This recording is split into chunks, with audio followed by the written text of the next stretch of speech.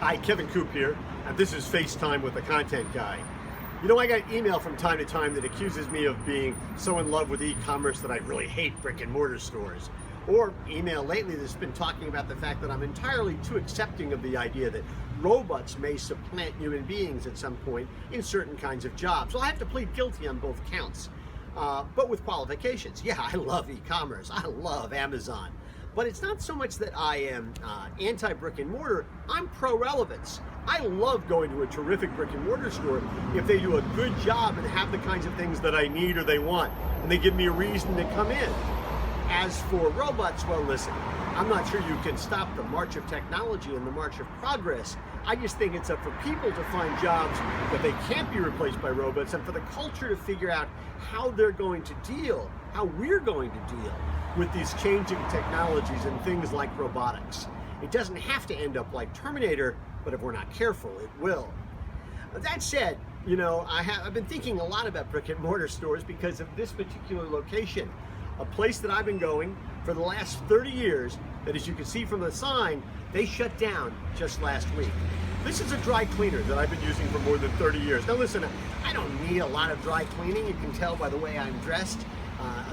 Years and years ago, I used suits and ties and things like that. But for the last 15 or 20 years or so, this has been pretty much it. But I do like to get my shirts laundered and pressed, because on those rare occasions where I have to wear a dress shirt, I like it to look good. Now this location, this dry cleaners, I've been going there for more than 30 years through two different kinds of ownerships.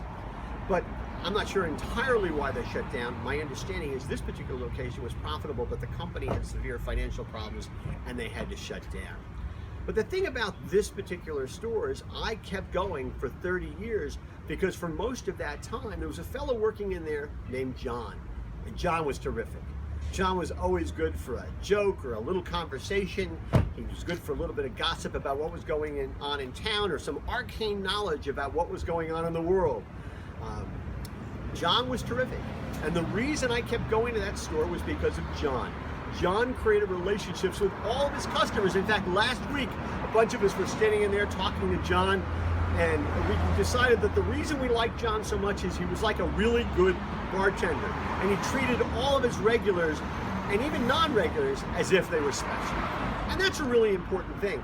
That's how stores don't have to worry about e-commerce. That's how stores don't have to worry about robotics, because John could never have been replaced by e-commerce. John could never have been replaced by a robot because he did something special. He did something unique. And I'm really going to miss John. I'm going to miss this place because, you know, dry cleaners you can find. But I'm going to miss John, as will many of the customers who like to come into this store once or twice a week to drop off their stuff and visit a little bit with John. Again, I'm not anti-brick and mortar, but I am pro-relevance.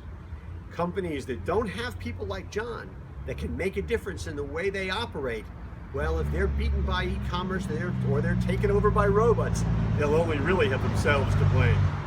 Anyway, that's what's on my mind this Thursday morning. And as always, I want to hear what's on your mind.